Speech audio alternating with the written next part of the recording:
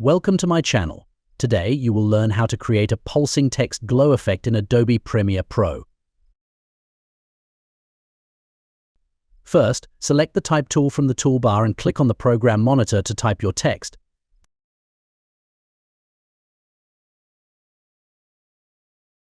Next, go to the Effects panel, search for the Alpha Glow effect, and apply it to your text layer.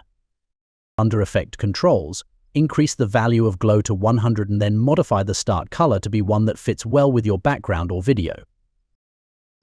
From the beginning of the layer, click the stopwatch icon beside glow, move ahead 1 second and then modify glow to 25, move ahead 1 more second and change it back to 100.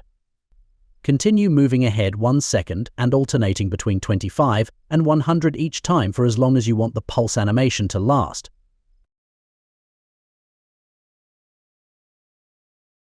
Preview the glow effect by pressing the spacebar.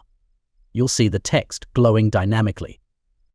Now you know how to create a pulsing text glow effect in Adobe Premiere Pro.